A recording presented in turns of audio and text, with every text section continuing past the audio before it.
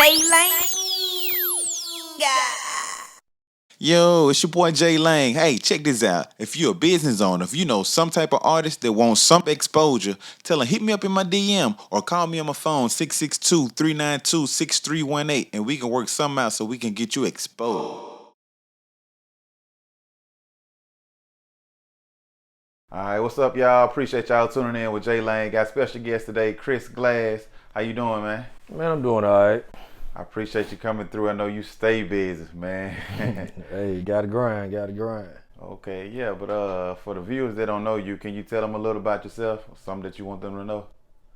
Chris Glass, originally from Greenwood, been here all my life, 40-something plus years, captain at the Greenwood Fire Department, paint cars, through glass paint and body shop, out there on Viking Road. You know, we do a whole lot of things out there. Do a little side hustle working with this mortgage company part-time and just into a whole lot of things. Oh, so man, you got multiple jobs. Well, you got to. I mean, this day and time, you either have one that can fulfill everything or you have multiple, just keep everything going. How long you been doing it like that? Since I was about 15. Juggling multiple jobs, so you always been a hustler. Yeah, you got to. Okay. It just came from, the background, my father, looking at my uncles, everything just worked out that way. Having, positive men in my life. Okay, yeah, I'm not gonna lie, you most definitely inspired me though. Like, seeing you doing all them jobs and just working. I wish I could have one job, just be easy, be like that, but everybody not fortunate to have it that way. That's right, and a lot of people don't understand. That's why things like with degrees and stuff, and then you have some people don't even have a degree. It's about your drive. If you got that drive, you can get anything that you want. You just got to believe in yourself. Put yourself sometime first. And that's what a lot of people don't do. I was gonna ask you, did you still paint cars? Yeah, got pretty busy lately with that. Man, it's like sometimes no sleep, but I get my breaks. Yeah. So it all works out good. Okay. Yeah. How did it feel the first time you heard your name in a song? Oh man, it was like that was back in the day when I used to be in the club and stuff, man. It was just like, okay, these guys talking about me, that's funny. And you just realize, what I was doing, I was doing my thing with. You do something like that, man, your work is good. You get married. Yeah, getting married this year in August. Okay, that's a pretty fun situation, getting prepared for the wedding. Not getting prepared for no wedding. I don't think that's fun for no man. I'm just gonna be honest with you. They can say what they want to say. It ain't fun for no man. I think, everything you do, if it's about love, you do it, Right. And, like I said, it just a lot goes on, relationships and stuff. But, yeah, I'm happy. Okay, that's good, man. Yeah. That's the main thing, that you're Yeah. happy. What kind of advice would you give to a man that's thinking about proposing? Had the same team. A lot of people talk about this and that. If you get married for love, that's a good thing. But love ain't everything. You got to be able to work together. Two people can love each other, but that don't mean they necessarily like each other. Two people can love each other, and that don't mean they know how to be with each other. So, it's lines in between that you got to figure out. That's why you see sometimes people be like, you ever notice some people get divorced and they be like best friends? They were two people that couldn't be together, but at the same time they end up being good friends. But it's just life, and it made them. If you don't grow from a mistake, and it wasn't worth it. Right.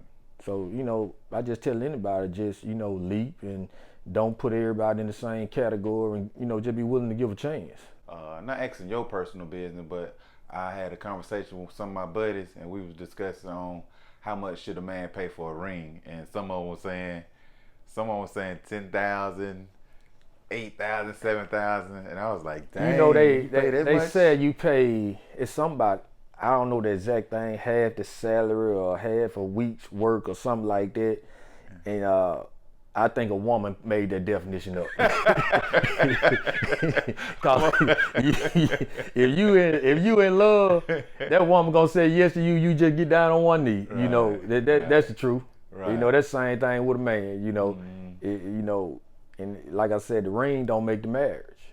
It don't make the couple. Right. That's kind of like that's a good. They get some bragging rights, but that's all it is. Yeah, man. Some women want that big old ring just to brag and tell people, yeah, I got this ring. Look at this, and the relationship ain't where it's supposed to be. Yeah, but got that big old ring, she get robbed, then she be with a husband, she ain't got but 3 fingers, you know. So Oh yeah, you forgot to name one of your other jobs that you used to have. You, from a whole different perspective, you know. You was talking about where the parts though? no, you was talking about robbing. You know, you used to be a police part. Oh yeah, I still, you know, that was a good field being a part-time officer who worked for the PD and part-time with the sheriff department. For the PD, you know, one of the guys I work with the fire department, we are pretty much almost like full-time officers, you know. And it was a good experience. It teach you both sides of a lot of things. So what are some of the craziest things you ever seen on the job? Man, Just something you can say. Late at night, you see everything. Everything you see on TV, you see it. I'm just being honest. You know, you gonna see it. You'll think you don't see it, but I done seen from. I don't even want to get in there, man. But the worst thing I seen is, you know, wrestling with a dude butt naked, man. Oh, for real? Yeah. I was like, dude, why he ain't got no clothes on? Yeah. You know, and you got to be strong, you know, to sit up there and wrestle with a butt naked man. You know, you look at it like you have to be content that anything could happen. And you know, I think the worst thing is, you know, when you have to break up something like with women and stuff like that. Now you got some women out there that might overpower a man, you know, but majority of them, you know, you think about it now, if I grab this woman and pull them away from fighting, am I grabbing her too hard? You know, you have to make judgment call, but you also have to think about your safety. What do you think about some of the officers out there that's not really doing their job, that just kind of bully people for no reason? Because it's out there. It's a lot of things out there right now. On the law enforcement side of it, I can see it on both ends. You know, sometimes everybody not fortunate to be officer. You know, some people become officer because of what they went through in school, childhood. Okay, that person did it to me. You know, a badge is, okay, now I can get them back. And then you have multiple officers that doing things that make good officers look bad. The same way where you had all these racial things going on. That made every police, you know, sheriff, any type of law enforcement agency look bad. Right. So everything that a person do, they got to understand that, you know, even though you might not be accountable for what you did, but you make somebody else accountable for it. And people don't have trust for it. You know, like I said, it's on both sides. I remember when I was younger, I couldn't stand, you know, if police pulled me over, I was mad. You know, and they were doing their job. I done came down through, it's 45, but I'm doing 85. But I'm mad because they pulled me over. You know, so it's all in a person's mind. And, you know, sometimes even though they pulled you over and made you mad, just think about this. Maybe they just saved me from going too fast and I could have gotten a wreck up the road. You know, just sometimes appreciate it. I'm gonna ask you this: you having the kids? Got 4. Okay. So how important do you think a man is in a kid's life? A man is very important in a kid's life. Not only that, man, you know, that's what a lot of men need to step up and do. And what I mean by that is, it's plenty of people got a sister, a cousin, niece, child father might not even be in their life. You should take it upon yourself to step in that child life and take up some of that slack as part of that role. You know, I get my nephews all the time, you know, but they fathers in their life, but I still get them and give them that time where they still got positive male figures in their life. You know, I got 2 older boys. They went down some road, did a few things, smarted outdoors, but you know, I had to set them free for them to understand, you know, what I was trying to tell them. And now, even though I thought for a while, you know, I would never hear, you know, they come back, Dad, I appreciate everything you did. You know, everything you did, I was listening, but I just couldn't listen at the time. And I learned that we talk at a lot of kids instead of talking to them. Now, in this time, you got kids with more problems than grown people. You have kids stressed out. I mean, it's just, it's bad because you don't know what they're going through at school. You can have, like my daughter, she works and she's 16. I mean, not 16. When she started working, she was 16. I remember nights she would call me while she at work. She would sometimes cry, be stressed out, talking about I'm doing all the work, and then they own me. I'm like, baby, you know, you too young for that. People are putting more pressure on more responsibility on these kids now than, you know, the grown folks that work in these business. And that's one thing I don't agree with. And you know, that's where the parents come in. You know, check into that, see what's going on with your kids. On the jobs period, just like you know, you worked at the fire department and you seen how the young guys come in. You know, when they come in, and you know, the other day we was talking about stuff, and it finally kind of clicked in a sense. At the fire department, police department, and most agencies and places around here, you got 3 different generations working in these places. Oh yeah, for sure. So with these 3 different generations, it's like a combine of putting salt and pepper in some water. Right. You know, that don't mix. It's got to be a fine line where everybody try to get on the same page, and it's so hard. A lot of things I deal with better with the younger guys like that was at the fire department because I had boys their age, young men. So I kind of understood a lot of stuff that they would do, and it would kind of change my perspective on talking to them or how I handle a situation with them. Versus a man that didn't have no kids would just talk at them and talk about, hey, you wrong, blah, blah, you know, this. And that's not the way to go. That discouraged them. Right. Not saying we're going to be able to reach all of them, but that one that could have been reached, you went at him the wrong way. Pushed him all the way, you know, just gone. And I mean, we just got to wake up on a lot of things. It's a new day and time. Not saying that you got to lower your standards. You got to find a way of getting your standards out there. You came from a single parent home or no, 2-parent home. 2-parent. What impact did they have on you in your life? Work. My mom and dad always had work together. You know, what was his was hers, what was hers was his. You know, I saw a lot of things that you don't see now because people don't believe in it. Everybody so much is self. You know, and the family is about us. The same way is just like, you know, there have been times I thought about taking other jobs. But at the same time, I got mouths to feed. So with then taking them jobs, I got to make sure my family's still secure. That's what I learned from my family, my mother and father. So making sure they secure, a lot of times I'm not going to be to do everything I want to do. Because you don't want to put them in a situation where they're not taken care of. And that's what being a man, that's the first thing about being a man. You know, you can be self, but when you bring them kids in the world, it's about them. And, you know, that's one thing that we all got to, you know, try to get together on. And being a man, no matter what you go through, conflict, I don't care how old your child get, even if you fall out with your kid, you still the parent. You still the one supposed to break that ice and make things right. You know, I done seen people fall out with their children and the children fall out with the parents. And, you know, you ain't promised tomorrow, you know, to be dealing with stuff like that. You know, it ain't, I wish I would have said this. I mean, you been to funerals. You seen how people, they fall out, this and that, or I wish I would have, you know, and they hurt so much behind it. And I think, you know, that's one thing I never regret nothing discipline-wise my parents did to me, because everything they did to me made me better. And, you know, that's pretty much, I parent off them, I parent off my grandparents, and I just learned a lot, you know, being a parent, and each child gonna be different.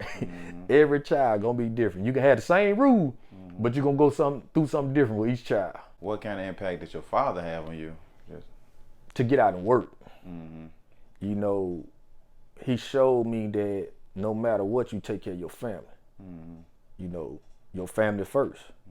You can't get them everything that they want, but make sure they got everything they need. And I still, you know, I live by that now. And, you know, I live by that when my kids were coming up. But that's one thing that he taught me. Plus, he gave me a trade. He showed me how to work with my hands. And not just only him, I had, like I said, I had uncles around me. That, I mean, I have a talented family for building, salesmen. I mean, anything, you know, we probably could build a house if we wanted to, you know. That's the kind of, you know, the stuff that they knew how to do. And that's what I grew up around. Do you think the kids these days got the hand skills? Some of them got them. They just don't know how to apply them. Okay. You know, it's amazing. I'm going to put it to you like this. Most are scared to attempt to do something. And it's the same way as when you see you buy your child a new toy and you holler at them, boy, don't take that thing apart. Don't do that. let him take it apart. Because if he can put it back together, you just learn what kind of hands he got and what kind of skills he gonna be able to use in life. You know, I got, like my baby boy, is like anything I do, he wanna do it. Not saying he gonna do it right, but he wanna do it. But you have to let them attempt to do it to see what they gonna be able to do. Everything you teach them, it may seem like it's going out the door at the time because they feel like they ain't listening to you. They listening. You know, it took for my Miller boy, he left home last year, I think in August, moved down to the coast. And him and some friend got an apartment. And still today, he ain't called and asked me for $1. He done been in between jobs, lose a job. And now one thing I can say about kids, what I like about them, a lot of things they don't worry about. You know, he called my dad, like, Papa, yeah, I got fired from a job, but I start over here tomorrow. You know, it's like it's nothing to them. Right. And, you know, but now he's seeing the point as jumping around from job to job ain't good. And, you know, we had some talks the other day about some decisions and some choices that he want to make. And I'm behind him on it. And the thing about it is, he had to go out and find out on his own. You know, we can't carry them the whole way. So sometimes you got to let them get out and walk. And if they start falling, let them crawl. Right. And once they crawl long enough, they're going to learn how to walk again. Well, Father's Day coming up, do you think Father's Day get the same notoriety as Mother's Day? I think it does when you in, per se, a big relationship. I think, you know, like most, you see marriages where the mother, you know, do nice things for the father and stuff like that, but you don't see a lot of recognition when it's, you know, you fathering and you're not with the mother, or the same thing with Mother's Day. You know, you the mother, you know, you're not with that father. A lot of them, they scared to say Happy Mother's Day. You know they don't raise their child good. You might not even be there with the child, but you still can't even call it a Happy Mother's Day. You've been doing a great job. And the same thing for some fathers. You know, the female won't do it either, you know. And it's one of those things, you know, it's nothing wrong with complimenting somebody from doing a good job. Because at the end of the day, that child didn't ask for it. None of y'all drama. That child just here. I think we just got a lot to do as, you know, waking up to do, especially as, you know, blacks. You know, we're in a situation where we can move forward, but we keep pulling each other back. You know, we got to stop worrying about somebody else's success and realize we can have the same success. The more success we have together, the more success we're going to be, period. And don't count what somebody else got. You just go get the same thing. You know, I think we don't set no standards for ourselves. And, you know, I looked at that a long time ago, you know, when we was talking about the kids, you can make your kid do a lot of things, but you got to set it at birth. And I've seen people tell their kids, you know, in different races, you know, so-and-so, you're going to be a lawyer when you grow up. That's what that child be. They put everything in that child to do it. I done seen people make their kids out of, you know, they make it to the league, you know, but it's all about what you instill in that child at that age. You know, I ain't saying it's going to be easy, and I ain't saying that's a good thing, because they can be resentful for what they want to do. But I think if we stand behind them, they can be whatever they want to be. In the same fact of, like what you doing, just like you, like your DJing skills.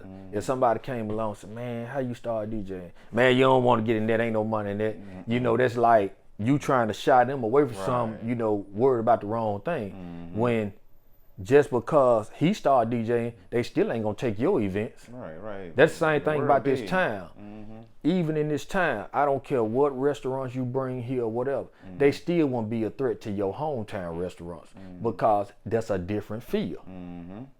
We go to Applebee's because it's just a chain restaurant we mind going to. But when you go over to Western, you go into the environment that, hey, I know this is where all my people at.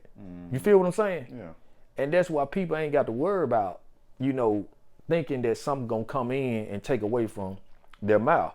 Only thing gonna do is make you stay on your toes and make you keep giving good service. Like I said, man, anybody can have what they want. They can do what they want. And, you know, number one, you know, whether they believe it or not, they put God first, it's gonna happen. And I promise you that, you know, if your knees ain't black, something wrong with them. You know, because that man I mean, that's just somebody I done seen too much, and I know too much what he done for me and what he have done for my children. You know, I've seen his works, and you know that's something that, you know, I'll never take away. You know, you're not gonna define my God, cause he's a good one. But that's what's wrong with a lot in this world right now. And if as many people that pray wasn't praying, we'll be in worse shape than we in now. True.